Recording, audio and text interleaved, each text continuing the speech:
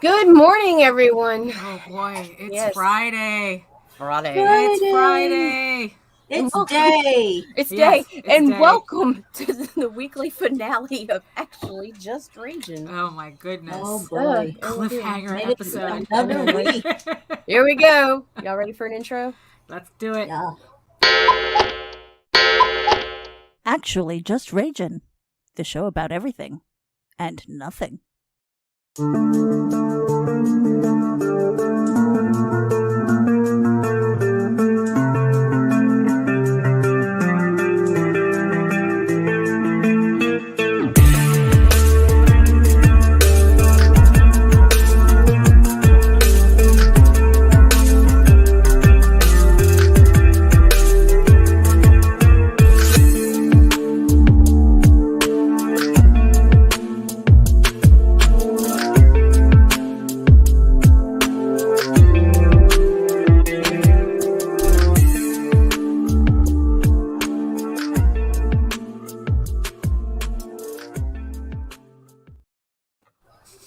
There's something about that intro music that I really like Yeah, or yeah. love or enjoy.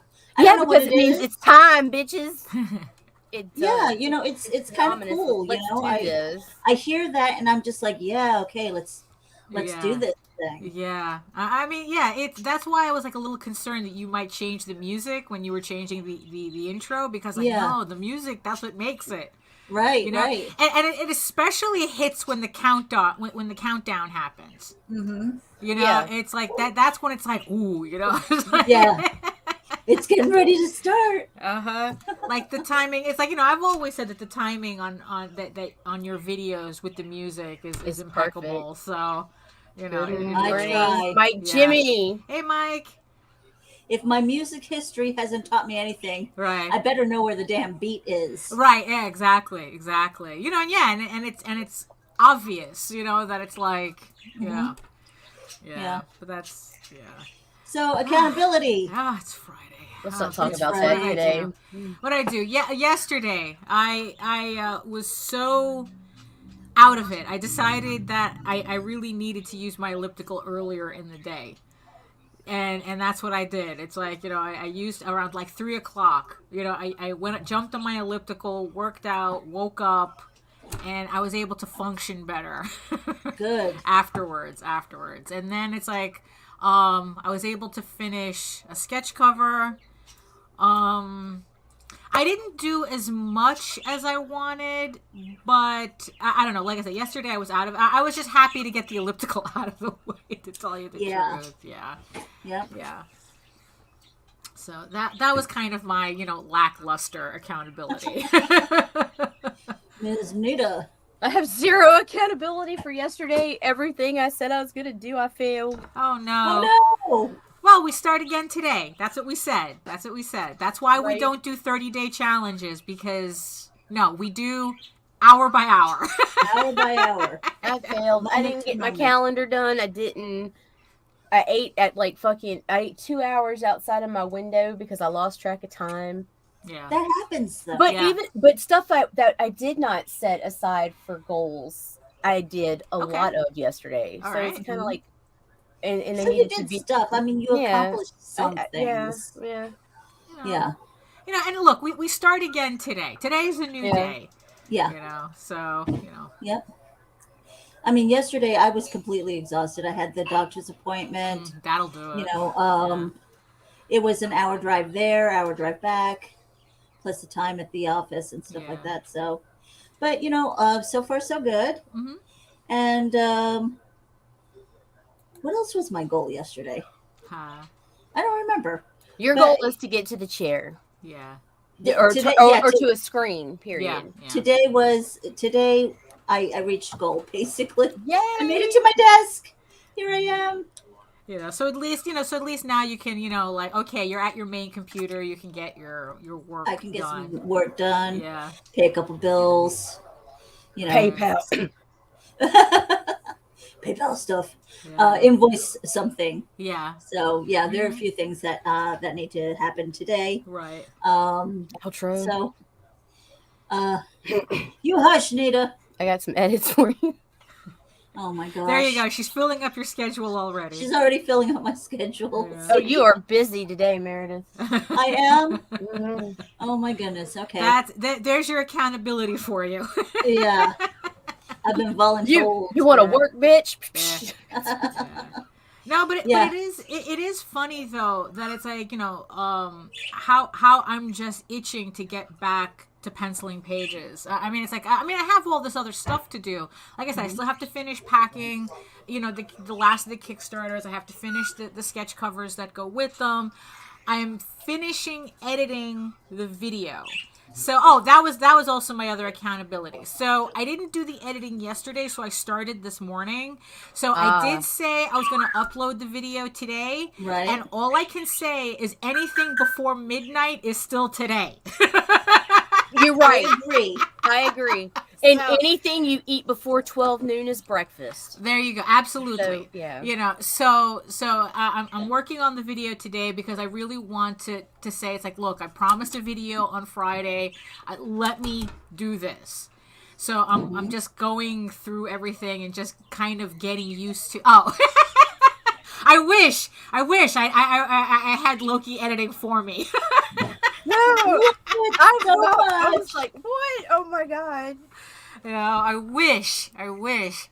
Because that's also something that I wanted to touch on today too. It's like this obsession with fictional characters. Is it an obsession or escapism? Because this hit me last night. This might. Go ahead. What do you mean? Oh, okay. Yeah. So I'm going to. Yeah. So the 1,000 subscriber video will be uploaded today.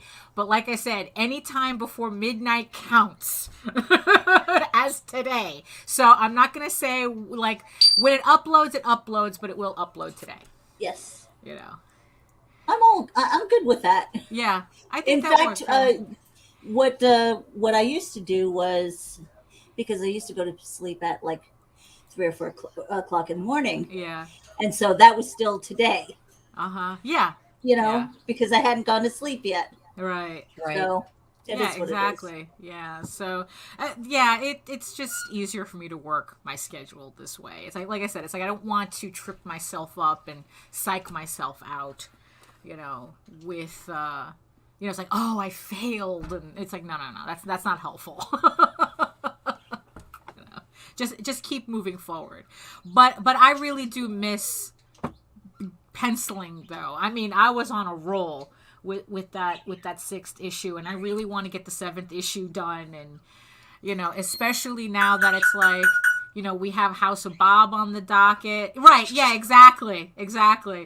And it's just like, oh, okay, so I got to get, I really want to push through a lot of these projects. Right. And it's just, it's a lot, but it's, it's a lot that I want to do, It's not, it feels like an that's obligation. what it is. Yeah. There's so much. Yeah. Yeah, I feel that. That. Right. But it's something I want to do. Mm-hmm.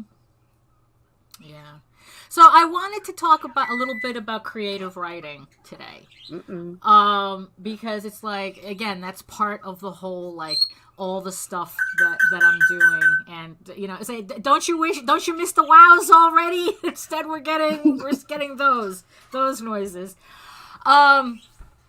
So I was thinking, so it's like, so I was just thinking about just creative writing in general. I'm really, my prose brain is really, really working overtime. Well, you and Meredith just did this. Yeah, it's like our and Meredith can't write prose anymore. And Daphne's left us. I can't. I think in comics and flash fiction.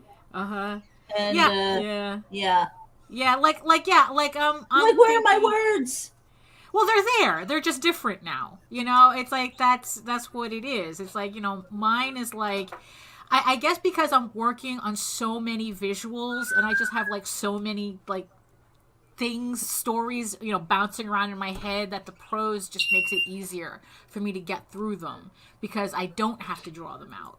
So it's like sometimes words, they say a picture's worth 1,000 words, but sometimes I really do need to have the 1,000 words, to tell the story. To paint the full picture. Yeah, exactly. So, so I've always, especially lately, I've been kind of like obsessed with like, with emotional resonance in prose.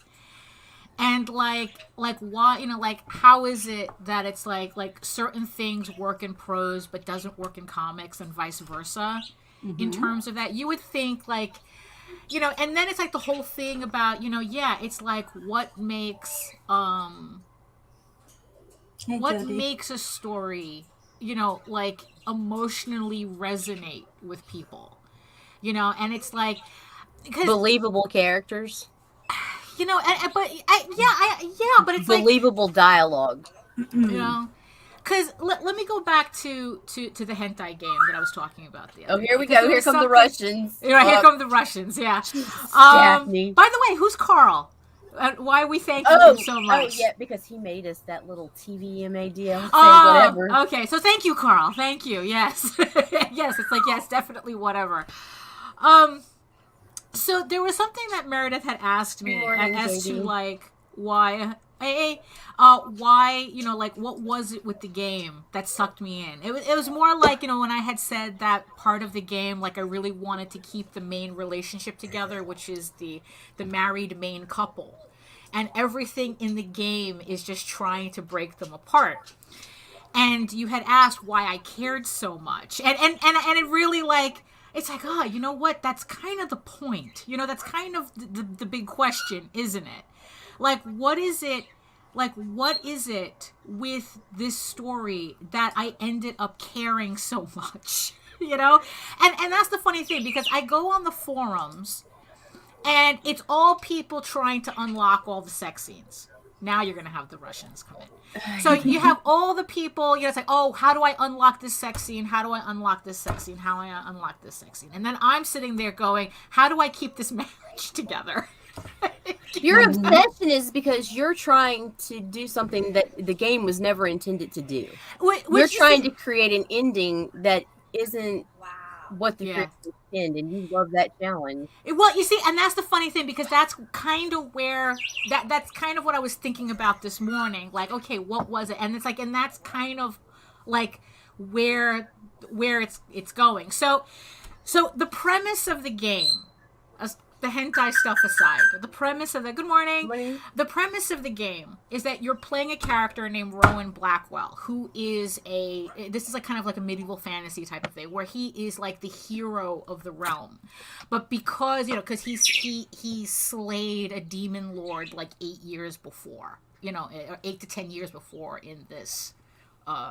In this story, so he's the hero of the realm, but because he's not a noble, he, it's like, he's the hero, but he lives this peasant life pretty much. He was forced back into a peasant life, which, up until this point, he really didn't mind, because he got to stay with, he married his sweetheart and the whole thing. It starts off very genteel, the story, and he's in love with his wife and this, that, and the other thing. So what happens is that the demon children of this demon lord that he slayed kidnaps him, and they kidnap both him and his wife. Well, first they kidnap the wife to force him to make the first set of decisions in the game. That gets his own ass called, right? Right, exactly. So what it is that the demons chose him to work. So the demons kidnapped his wife, I guess, to see like how tight that bond was. Because already you're talking about they're already using the wife to manipulate him, into making certain decisions.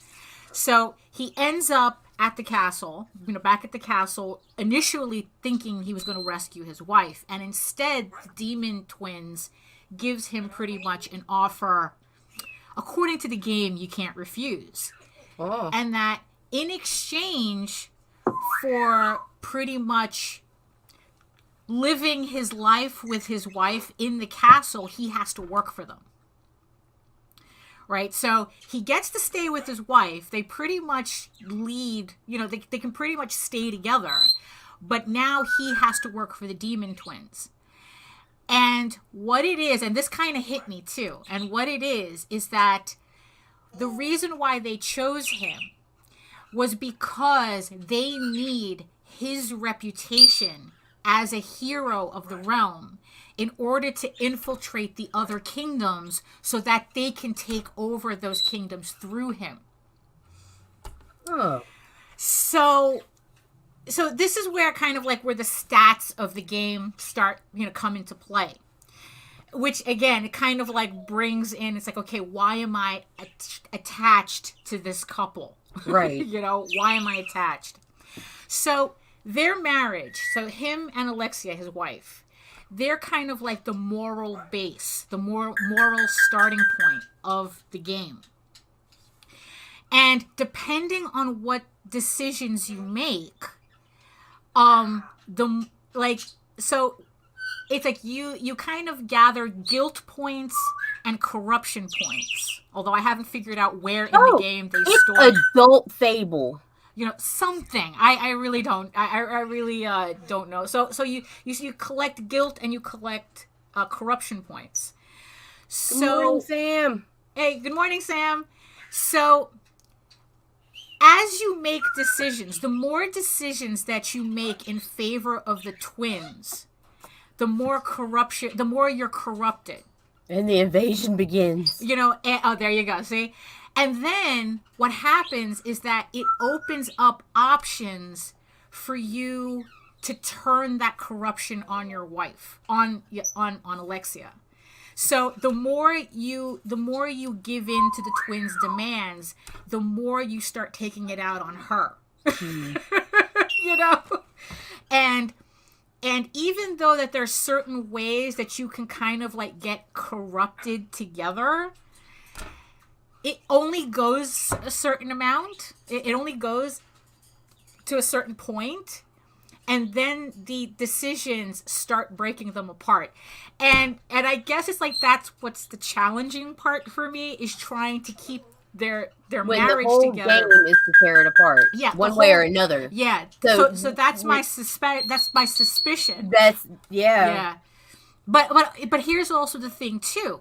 So that this is the part that really got me this morning when I was really thinking about it, because again I'm thinking way too much about fictional characters, which is kind of part of the problem. Is that the more he also agrees to decisions that are in the demon twins' favor, the more his reputation is corrupted. Which means that even though he's working in favor of these twins, they depend on his reputation to get what they need. And the more his reputation is corrupted, the less effective he is to the twins to do what they need him to do. Ooh. So now I'm wondering, is that, again, so now I'm writing this fine line where it's like, well, yeah, that's exactly what's happening, Joe. That's kind of what's happening. I mean, there's this one scene that had me despondent because he literally did that. But okay, but the thing is with the reputation. So now it's like, not only am I trying to save his wife, but I'm trying to keep his reputation intact. Because once he loses his reputation, the twins don't need him anymore. The demon twins, they can't work with him anymore because now he can't infiltrate the way he should, because now they know that it's like, oh, well, now you're the bad guy, So so it's this whole thing about, it's like, oh my God, it's like I got to protect his reputation too, on top of everything. Because the stresses of your second life, Daphne. Yeah, I know. It's like, and the thing is though, it's like, how did the story do that? It's like, how is it that everyone else seems to be so engaged in like the really superficial aspects of the game, and I'm underneath them digging? Like, how does that happen? I don't know. That's crazy. I think part of that is just personality. Yeah. You know, I mean, like, I think that you are probably more cerebral than many. Right. And so, you know, like trying to find the challenge. It's that, or you're It's the just, Aries fire. That's what it is. It's that it's got to fire. be, Because let me tell you, be I'm not going to something. get into it here, but backstage, we're going to have a chat. I saw fire yesterday, and it was just like, wow, Lage, nice. It was the pillow, wasn't it? I No, think part ma'am. of that is, I do think that part of that is personality. You want to get deeper into the story. You You like a don't want to challenge. be patronized, Right. you know, and you challenge yourself. Mm-hmm. You are constantly challenging yourself. Constantly. So why not in a game too? Right. Yeah.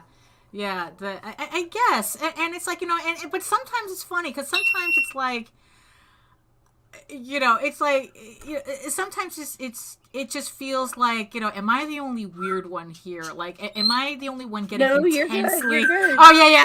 Am I the only one like intensely attached to fictional characters? No. No. Last Yeah. night, I messaged John, okay? Right.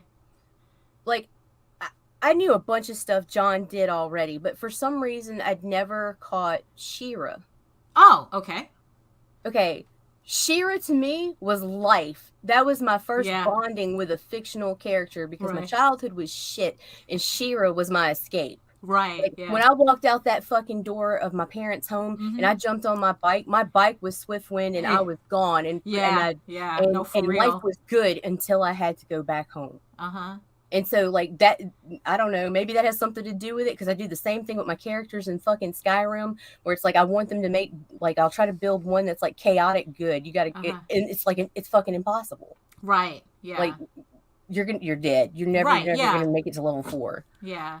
I don't know. Like, my train of thought jumped with that because it kind of choked me up a little bit because it was like, dude, he was like such a huge part. Like, like, hey, dude, let me message John and tell him, hey, you were a little bit of light in one of the darkest hours of my life. You know, just like, it was kind of cool. Right. Like, yeah. And the thing is, honestly, like, especially when we're working on our own stuff, and like, let's like, look, we're part of thousands of people doing comics.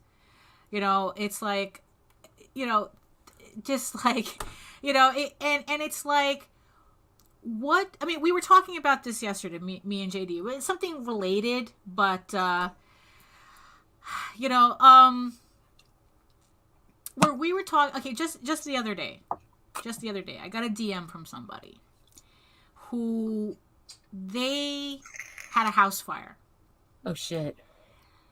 And their daughter had just gotten Tall Tales Volume 3. But they lost Volumes 1 and 2. And he contacted me to see if he could rebuy Volumes 1 and 2. Please tell me. And I told, bro, just give me your address and I'll take care of you. Oh, hold on. Oh my gosh, I love you. And he goes, no. I just want to, I want to pay you for the books. And I go, no. And I go, no, absolutely not. I know what it's like to lose books. we went through that back in October, and it's like, just give me your address. I'll take care of you. And he did. I sent him I sent him everything that I could snatch out of the boxes. So so he got like a big package of books. But the thing is, though, this is the thing. This is not the first time we were contacted by people who lost our books in whatever circumstances. Mostly it's fires. And then they search us out to see if they can get those books replaced. That's fucking sweet. And that kind, and it's like, just thinking about it kind of gets me that our work, that our stories, touched people on a level so much that even when they're in a situation where they're kind of lost everything, they need that back in their lives. Because we like that escapism. And it's like, and they're, it's like, I need Tall Tales back. I need Oswald back. Thank you, Joe. Yes, thank you. and the thing is, it's like, yeah, and and the funny thing is, like, and I'd like to think that I'm working at a point where people would think the same thing about Eagle Raven too, where it's like, I need this book in my life. I'd want mine replaced. Like, I'm sitting here thinking, like, you're talking fires, and I'm thinking of how we've had to have stuff replaced after hurricanes. Right, yeah. Like that, yeah, I would feel like that it's like, and the funny thing is like I don't feel like I'm consciously, like writing this way, because I think that, like, one of the reasons why kind of like Pixar movies kind of irk me is that it kind of borders on emotional manipulation. The borders. Yeah, it's like, and people, and I think that too many people confuse that as actual emotional resonance, when if you just pay attention enough, they're just following a checklist. Like, they know what'll tug at those heartstrings. Right, yeah. Catch as the opposed eye. to Yeah. as opposed to the story and the characters, writing stories and writing characters that I guess go through a natural progression. So let me tell you a quick story. Uh-huh. There is a romance author. Her name escapes me right now. Mm-hmm. And I met up with her at a book lovers convention. Okay. And so, it was fans and authors and publishers, breaking bread and having a lot of fun and stuff like Uh-huh. that. And so we were sitting there, and she was saying something about she had to write the scene where she was kidnapped, where her character was kidnapped. Mm-hmm. And she wanted to know what the fear was. She wanted to know what it felt like to have the duct tape around her wrists and stuff like that. So here she is, wrapping duct tape around her wrists, her feet. Uh-huh. She's tied herself to the chair, mm-hmm. and stuff like that. And she's trying to escape now. Right. And so, she says, and I have a little bit of claustrophobia. So, right. So that just ramped up the emotion. I hope somebody was home with scissors. Right, I well, think so. No, so what happened was, all right, maybe an hour later, her husband comes home, walks past her door, sees her, and keeps walking. Oh, Life no. goals. That's relationship goals there. Oh, no. But it was just, but that was stuff that she did. Right. She, in the safety of her home and Right. whatever, she put herself in these situations where it would trigger something in her mind to relate deeper. Deeper. Yeah. Okay. Or associate to something else. And then she would write it out. Uh-huh. And stuff like that. Right. I mean, for me, if I'm writing a sexy scene, I want to feel hot. Right. Yeah. All right. Yeah, well, because if you're not, it's not sexy. If I'm not, it's not sexy. Right. And I'll sit there and I'll be writing and I'll be like, honey, you want to do some research? I mean, it's just like one of those things. Right. If you are not feeling it yourself, uh-huh. there's no way that you as a writer could expect right. a reader to be emotionally attached either. Right. So it's like, write for you. Uh-huh. Write for what turns you on. Right. Write for what scares you or surprises you. Right. Or gives you that oh shit moment. Uh-huh. That's all on you. If right. you are mentally engaged, right, and emotionally in it, right, it would be ridiculous to assume that no one else would feel that. Right. They will. Uh-huh. You will find your readership. Right. But that's the thing. It's like you create because you have to. Right. You would probably go insane if you didn't have your pencils. Exactly. Yeah. Exactly. And I'm so it's the same now. thing. Exactly. So it's the same thing. Start drawing, Daphne. But it's the same thing with writing. Mm-hmm. You have to feel it, because if you don't, it's just it separates the words. It separates the boys from the men. Let's just say, right. It's like anybody can slap a couple words together, right? And it's still a story. Uh-huh. Is it good? Right. Is it great? Right. What separates that emotional connection does? Uh-huh. Yeah, so write for you. Write for what touches your heart. Right. Makes you inflamed, makes you crazy, makes you want to break shit. Right. And just focus on that. Your audience will find you. Right. Yeah, because it's like because even when you're talking about it, right. let's just say you're on a book signing tour or Yeah. something like Mm-hmm. that, your passion will come out. Right. People will relate to that and go, "Oh, tell me more. Right. Oh, let me buy your book." Yeah. So yeah, I wouldn't worry so much about that as long as you are touched by it. Right. Yeah. I mean, it's like, yeah, that's and then that's the doodles. Yeah, I mean, it's like those are, yeah. I guess it's like that's like the doodles are like a different aspect of this. Where it's like they're just like, it's just me being silly. But it's like But I'm it's so having much fun with fun. it. It that, It's just like, and oh, we look see look at all that. my stupid characters doing stupid things. You know? And as a fan, you can see. Oh God, that's so simpy. Well, that's kind of what we're talking about. Yeah, Because but it's in the end, weird now because because like, it's look, like I'm now it's like simping over these two characters in a hentai game I only learned about a month ago. but as a fan who's followed your work, you see that, and it makes me love you even more because I see you having fun, and it's like it's just it's crazy, and Right. it's God, See, my mind is but that's blown. the How thing. am It's I like here? when Like, you're doing those weird. sketches, Uh-huh. it's like that's your release. It's like Yeah. that's an insight into your life Yeah, and what you're it makes passionate it more about. personal. Yeah, You know, and it's like, oh, and all of these things that they say and stuff like that. It's like, I wonder, I wonder if we can base those on her day. Like what kind of day did Daphne Lage have to draw up this sketch with you this almost dialogue? can. You It's almost like, just can. it's like, you know what? I'd like to say, well, yes and no, but you know what? It's more fun to keep you guessing. you know. The path is long if you're writing a niche genre. How I look at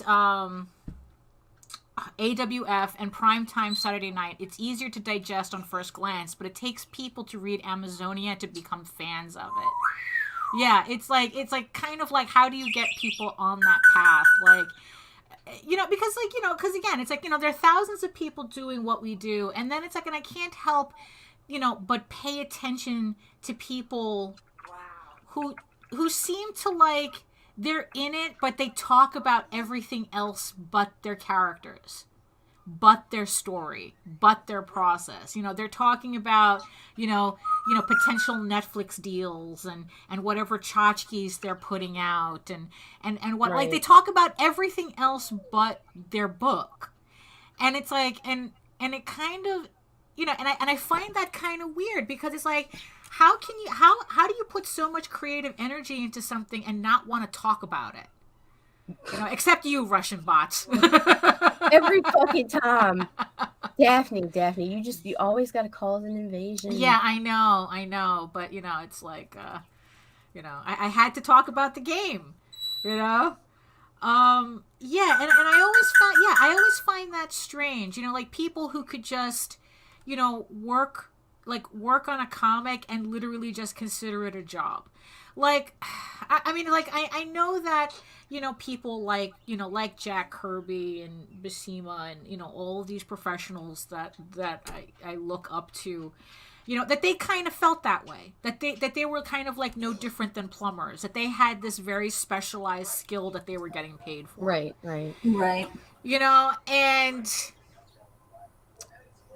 And I don't know, it's like I have a hard time relating to that. And I'm kind of wondering if that has something to do with the fact that I've always felt like I had to struggle so hard with my work that I can't just write it off as a thing. But it's not a thing. It's a part. It actually is a part of you because you're so heavily invested. Right. Like, it is. But you've also taken a lot of part time. of your life. You've also taken a lot of time to develop these characters, put these stories together and things like that, your thumbnails and stuff.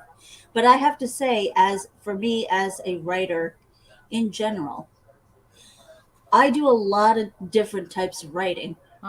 And Nita's seen me where I had an assignment, and I call them soul suckers. Right. They are soul suckers. I've done some recently. Yeah. Because I just don't give a it fuck was about what you have to write that about. I wanted. I was ghost writing. It meant nothing to me, and this subject was just awful. Right. You know, and so I'm counting every word. Oh, you want 600 words? Damn, what am I going to do with the last 50 here? Right. You know, it's like one of those, and it takes you all day because it's a soul sucker. Yeah. And you don't want to do it, you know. But then there's things that go so $50. easily.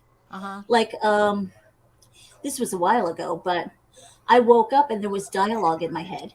Yeah. And I repeated over and over and over again. I'm like, all right, I'm up. Yeah. The next thing I knew, it was like 5 o'clock in the morning, and I had written probably about 6,000 words. Right. Yeah.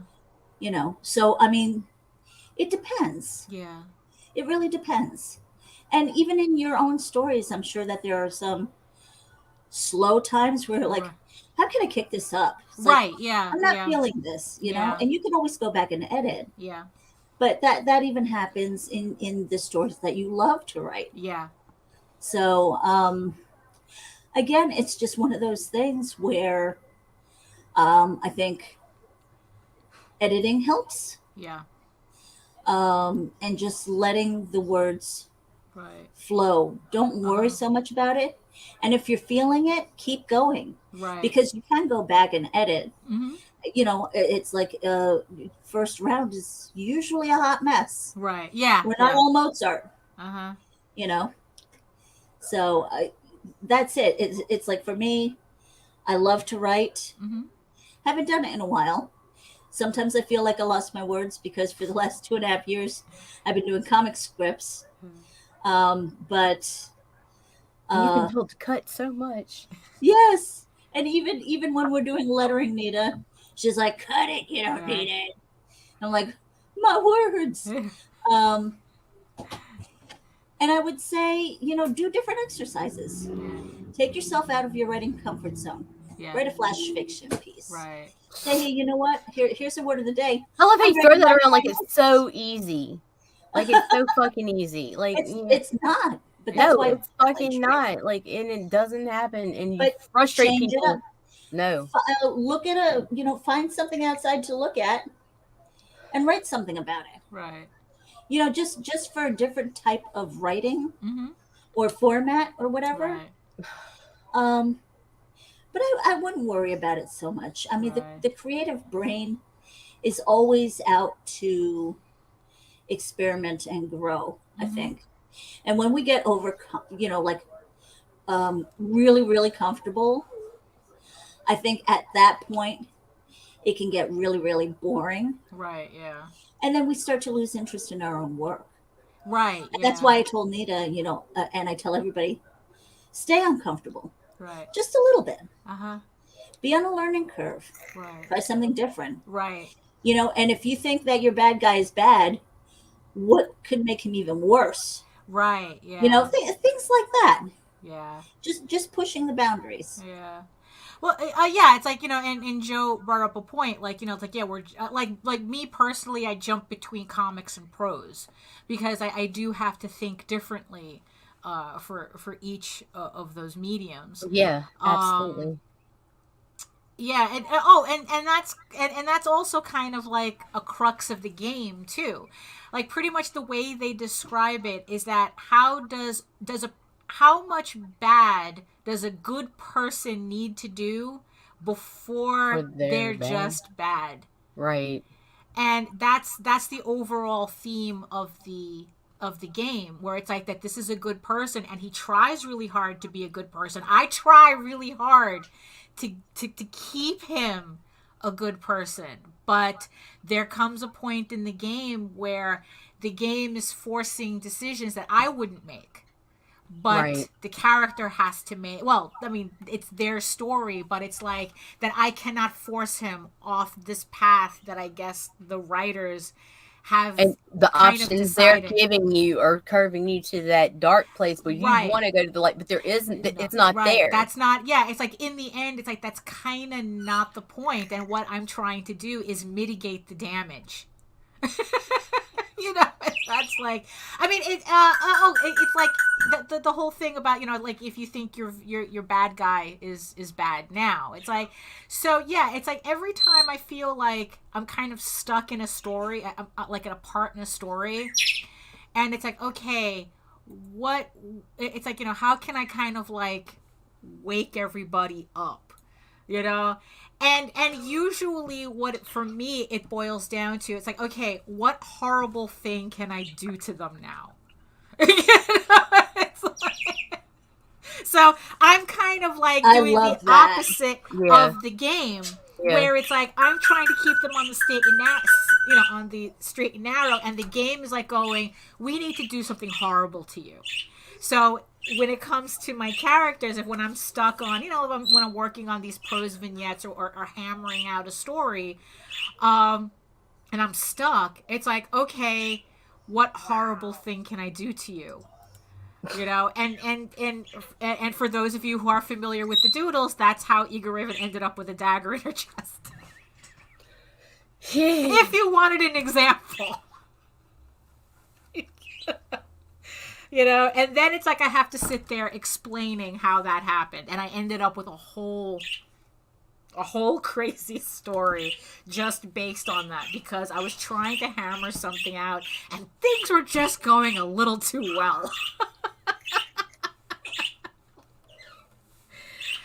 You know, but yeah, the creative process is weird like that, you know. I mean, but that's, so that was kind of like what was on my mind with all this prose writing that I'm kind of jumping back and forth, like, thank you. Oh, wow. He was impressed by that. Wow. Yeah. Oh, wow. You know, because yeah, it's like, I don't know. It's like, I guess I'm just like really self-conscious about, you know, working, you know, like so hard on my books and not having anybody care. I mean, it's kind of weird because I'm always the first one to say that it's like, you know, oh, I write, you know, it's like I do my work for an audience of one. You know, it's like as long as I enjoy it, that's the important thing.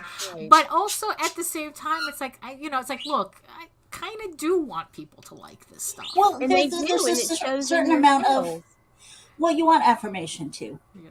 Like you're doing something right. Come here, Daphne, let me pet you.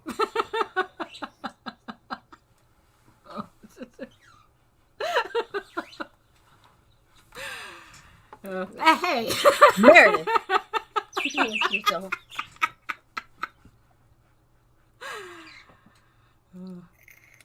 Oh my God. Yeah, but people do, and I think that shows in your numbers, and because people are coming back. Right. Yeah. I think people care about you and what you're putting out, and JD and what he's putting out, because both of you, I mean, just of course JD might get, if he would learn, notify me on launch. Right. No, absolutely like not. A few weeks out. Right. You know what's funny? It's like, because he likes it. Just one time. Just one time. After, during the conversation, you know, it's like I was talking, you know, I had mentioned the thing about like people who go through this creative process and they don't talk about their work at all. You know, it's like you would think you're doing a comic and, you know. Right. And he was like going, oh, I'm like that. And I go, no, you're not like that. Because ask you the right question and you could talk about Oswald for hours. You know, so it's like, and the thing is though, is like that there are people that, you know, that we see running Kickstarters or whatnot, and we see interviews with them, and it's almost like the opposite. They'll talk about everything else but the book, but the characters, but the, like, it's like, it just like, I guess it's the difference between people who consider what they're doing a passion or a product. Right. You know, and it's like, it's kind of easy to tell which is which. I see your passion, Daphne. I'm very self-conscious. I see your passion. I really, really do. Especially after yesterday, which is that fire I was talking about. Well, you know, that's how, you know, it's the whole, that whole thing was, you know, it's like, I really didn't like, right. Yeah. Right. Yeah. It's like, they're going, and that's exactly, it's like, thank you. That's what I'm saying. Quick, everybody stroke my ego. Wait, no, that's the other Come book. here. Daphne's book all about circle jerks. I mean, yeah, exactly. I'm gonna give you a reach around real quick, but right. absolutely I am, because we wait. We plan. Yeah. Okay, we plan our fucking financial lives around you guys and your crowd funds. Oh boy. So yeah, obviously people care. Right. Yeah. And it's like, just I guess it's like, I just want to know I'm on the right track, I guess. Yes, ma'am. But yeah, that's I mean, and like I said, we study all these campaigns and whatnot, and see how people talk about their own work. I mean, it's like, and we do we do interviews too. And it's like, I'm more likely to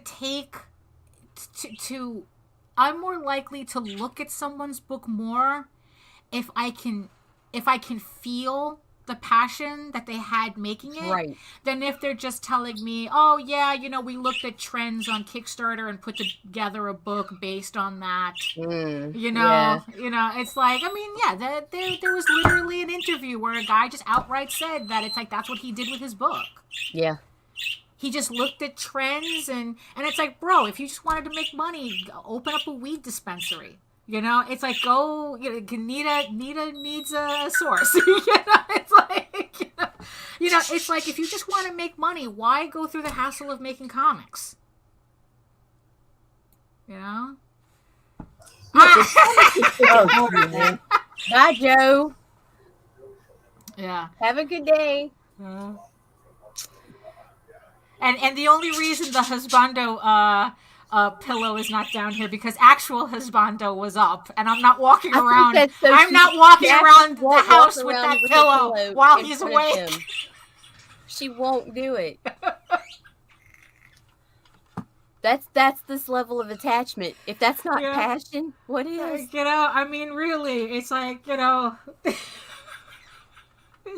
Look at her all red and shit. So Daphne, some luminol and a black light, and what's Loki look like?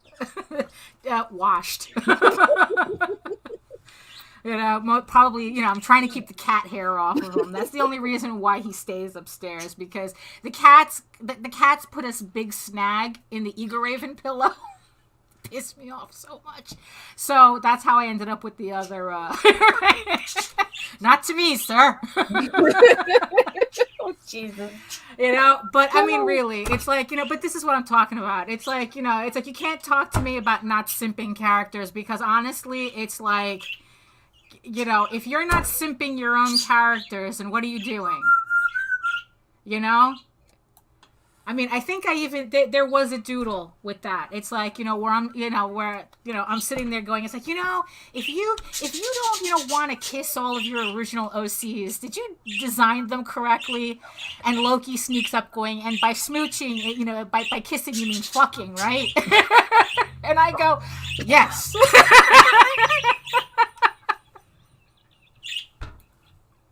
Oh my gosh.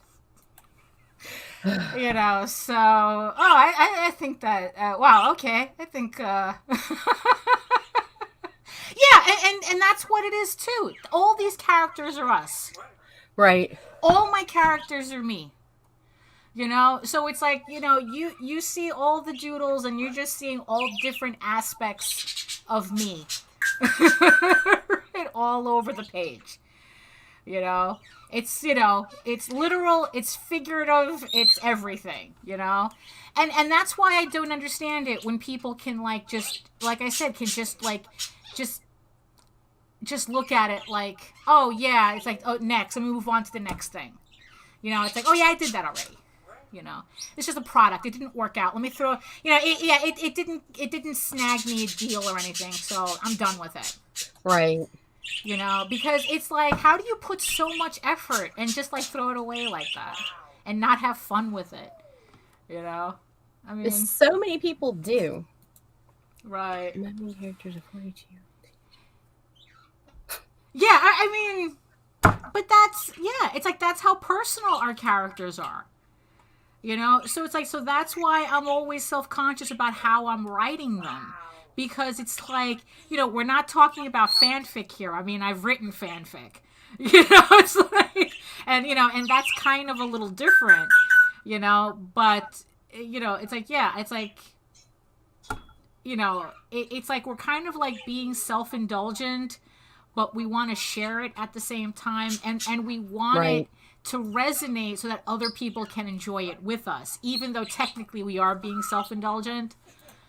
I mean, it's just, it's like this is the creative brain. This is, and I don't, and I'm not, token up every 5 minutes like this one. I feel attacked. I feel attacked. Yeah, no, we're not attacking. I'm not attacking you. It's from a glaucoma, Daphne. It's Jeez. funny. It's funny. It's terrible. It's terrible. So it's like, so it's like, are we too passionate? Are we too passionate about our work? You can't have too much passion. I don't think that exists. That's not possible. Right. Yeah.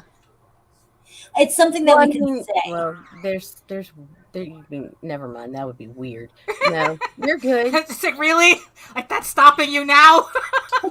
Yeah, I mean, if you were stuck in your room, dry humping your lumpy pillow, fucking 24/7. No, that would be a problem. And not putting out work. Yeah. That would be a little too problem. much, right? Yeah. I think that was a scene in Sex and the City where it's like, I think Charlotte gets her first vibrator and she spends like all week locked in her room with it. True story. And the other girls had to do an intervention. Forgot what episode that was. Jesus, that's like real life. Was it Charlotte? I forgot those bimbos' names. It's like, but you know which. It's that episode of Sex and the City. I know. I feel attacked, Joe. Daphne's like, it's Meredith and the stoner. She doesn't even remember. Yeah, but a stoner that works. You're a functional stoner. Well, for sure. Yeah, for sure. No judgment, Nita. You know, there's no judgment here.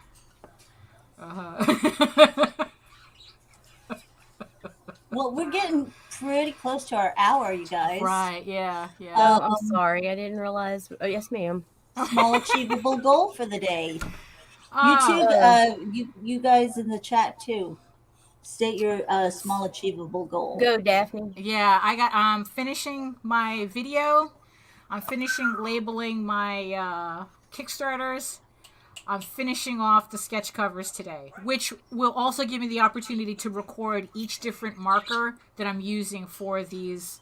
So double duty. So yeah, that's what I'm doing today. Okay. Nita. I have some show notes I want to write up. Real ones, not stories. And a bunch of fucking tweeting and shit I need to do. And I want to finish a poem today. Mike Jimmy has achievable goal. Stay up for my interview with JD.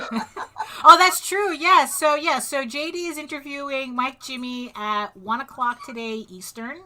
And we have our interview with John Celestri tonight at 8 p.m. we do. Eastern.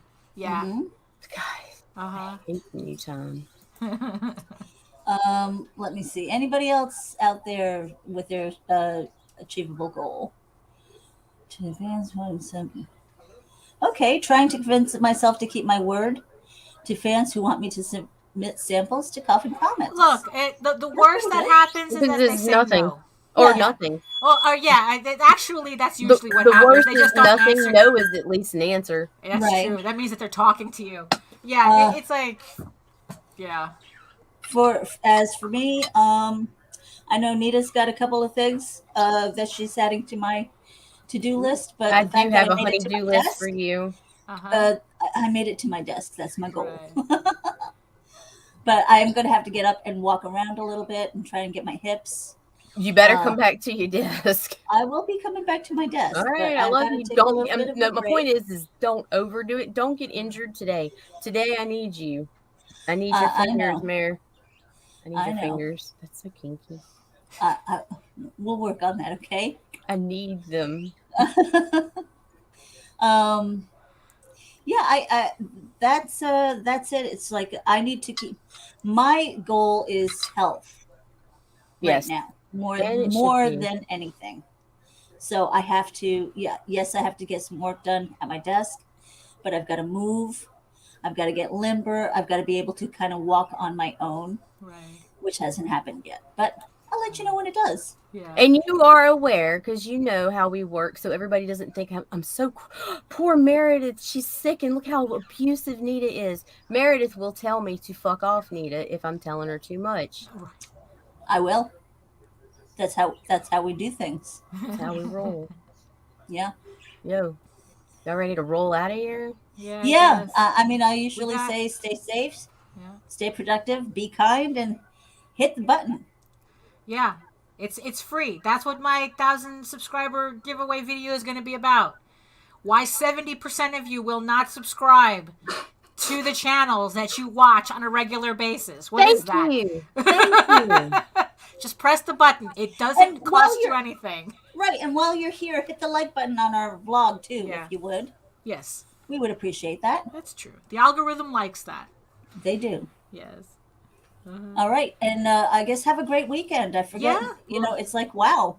Okay, we take the Saturday and Sunday off. Yes, we do. And we'll Kinda just cool. regroup on Monday and start all over again. Yeah. So we appreciate everybody who's been tuning in through the week. New listeners, old listeners, and Replay people too. replay people too, as well as people who don't interact. Don't know why you don't. Please say hello. We would Lurkers. appreciate that. We see you. Mm-hmm. And That's it. that's I think it. that's it, yeah. All right. I'm gonna Okay. throw the dudes. Yeah. Throw Later, the guys. Bye. Hey there, this is Meredith Loughran with Ragin, and I wanted to let you know that we encourage and promote independent creators and their projects through organic interaction, consultations, and more. Visit Nita and me at RaginAVC.com for details and contact information.